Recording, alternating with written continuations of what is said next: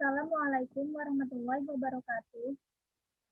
Perkenalkan, nama saya Siti Nurlaidina dengan NRT 1940122.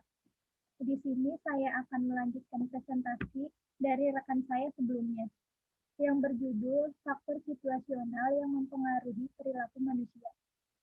Di sini dilanjutkan dengan yang faktor-faktor sosial.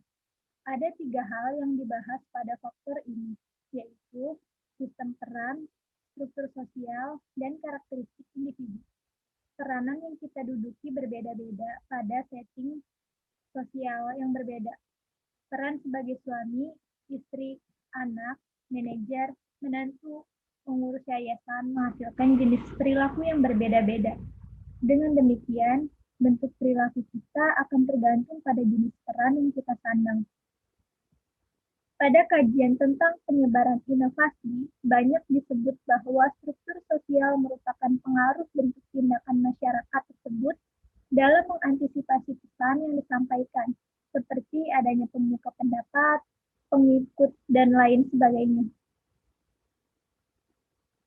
Yang selanjutnya, yang F, ada teknologi. Revolusi teknologi sering disusul dengan revolusi dalam perilaku sosial. Pola-pola teknologi yang menghasilkan berbagai loncatan membentuk serangkaian perilaku manusia. Alvin Toffler menuliskan 3 gelombang peradaban manusia yang terjadi sebagai akibat perubahan teknologi. Lingkungan teknologis atau teknosfer yang meliputi sistem energi, sistem produksi, dan sistem distribusi membentuk serangkaian perilaku sosial yang sesuai dengannya atau sosiosfer. Selanjutnya, contoh penggunaan ponsel telah mengubah tindakan komunikasi masyarakat dalam hal mengirimkan ucapan selamat melalui SMS yang sebelumnya menggunakan kartu ucapan. Selanjutnya, yang G, ada lingkungan psikososial. Lingkungan psikososial ini kita artikan sebagai persepsi kita terhadap lingkungan kita. Maksudnya adalah bentuk persepsi kita terhadap lingkungan kita akan mempengaruhi perilaku kita dalam lingkungan tersebut. Misalnya, kita mempersepsi bahwa lingkungan kita menyenangkan, maka kita pun akan berperilaku menyenangkan atau positif dalam lingkungan kita, dan begitu sebaliknya. Contohnya, anak kecil yang dibesarkan dalam lingkungan masyarakat yang patuh pada aturan agama berperilaku seperti orang tuanya di waktu yang akan datang. Yang selanjutnya, ada stimuli yang mendorong dan memperteguh perilaku. Pada dasarnya, ada sejumlah situasi yang memberi keleluasaan untuk bertindak dan sejumlah lain membatasinya. Jika kita menganggap bahwa pada situasi tertentu kita diperoleh atau dianggap wajar melakukan perilaku tertentu, maka kita akan mendorong melakukannya. Faktor-faktor situasional yang diuraikan di atas tidak mengesampingkan faktor personal, besarnya pengaruh situasi dalam menentukan perilaku manusia. Tetapi manusia memberikan reaksi yang berbeda-beda terhadap situasi yang dihadapinya, sesuai dengan karakteristik personal yang dimilikinya. Kemudian, yang selanjutnya, ada materi tentang faktor situasional yang mempengaruhi atraksi interpersonal. Di sini terdapat yang pertama, daya tarik fisik. Daya tarik fisik dapat diartikan sebagai kecantikan atau ketampanan seseorang dalam penampilan. Orang yang memiliki daya tarik fisik tinggi cenderung lebih disukai orang lain dan lebih mudah mendapatkan simpati serta penghargaan. Dalam beberapa penelitian mengungkapkan bahwa daya tarik fisik sering menjadi penyebab utama dalam atraksi personal. Yang kedua, ada ganjaran. Orang yang memberikan penghargaan kepada orang lain akan lebih mudah didekati daripada orang yang tidak pernah memberikan penghargaan. Penghargaan di sini dapat berupa pujian, bantuan, dorongan, motif, atau hal-hal lain yang meningkatkan harga diri. Dalam teori pertukaran sosial, seseorang akan melanjutkan hubungan dengan orang lain bila keuntungan yang diperoleh lebih banyak.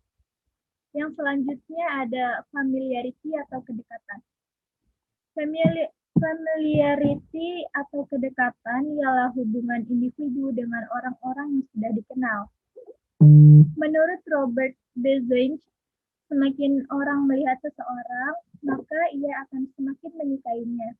Orang cenderung menyenangi orang lain yang tinggal berdekatan jaraknya dengan dirinya, sehingga seringkali terjalin persahabatan antara orang yang bertempat tinggal saling berdekatan, di mana seseorang dapat menerima orang lain dengan baik apabila telah mengenal orang tersebut secara dekat.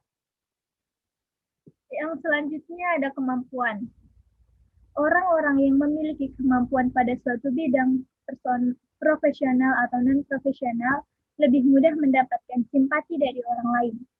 Dalam penelitian Aronson, orang yang paling disenangi adalah orang yang memiliki kemampuan tinggi, tapi menunjukkan beberapa kelemahan. Yang selanjutnya adalah model stimulus, organisme, dan respons. Di sini terdapat tabel ataupun gambar yang bisa dijelaskan bahwa situasi dan objek akan berpengaruh terhadap person atau orang itu sendiri yang akan menghasilkan respons. Tugas pemasar dalam mengembangkan strategi pemasaran yang mengarah pada perilaku konsumen sangat sulit karena perubahan-perubahan dapat terjadi setiap saat, baik perubahan pada diri konsumen seperti selera, maupun aspek-aspek psikologi, serta perubahan kondisi lingkungan yang mempengaruhi aspek psikologi, sosial, dan kultural konsumen, sehingga pada akhirnya dapat mengkondisikan konsumen pada situasi yang lebih terbatas menyangkut pilihan produk yang diinginkannya. Seperti yang telah dijelaskan sebelumnya, bahwa situasi merupakan perbandingan mengenai waktu dan tempat yang dilengkapi oleh satu atau lebih banyak orang dalam mengidentifikasi situasi terhadap kepentingan potensial. Maka dengan mengadopsi paradigma SOR, stimulus, organisme, dan respons, yang dikutip oleh Bell 1975 mengatakan bahwa rangsangan stimulus dapat dibedakan menjadi faktor situasi dan faktor bukan situasi atau produk. Dari gambar ini dapat terlihat bahwa stimulus yang terdiri dari situasi dan produk dapat mempengaruhi konsumen atau organisme dalam memberikan tanggapan atau reaksi respons. Reaksi tersebut merupakan perilaku konsumen dalam mengambil keputusan untuk membeli atau mengkonsumsi kategori produk atau merek tertentu. Dengan adanya interaksi antara situasi, produk, dan konsumen, maka akan mempengaruhi perilaku pembelian konsumen. Model ini merupakan model penentu perilaku konsumen, yang mana perilaku digambarkan sebagai fungsi dari tiga dasar yang sama kuat, yaitu lingkungan konsumen, dan akan digambarkan oleh situasi konsumsi, situasi pembelian, dan situasi komunikasi. Menunjukkan paradigma stimulus organisme respons yang dimodifikasi untuk membedakan stimulus ke dalam objek dan situasi. Dari gambar ini dapat terlihat bahwa stimulus yang terdiri dari situasi dan produk dapat mempengaruhi konsumen atau organisme dalam memberikan tanggapan atau reaksi respons. Demikian yang dapat saya sampaikan. Selanjutnya akan dibacakan dan dipresentasikan oleh teman saya. Wassalamualaikum warahmatullahi wabarakatuh.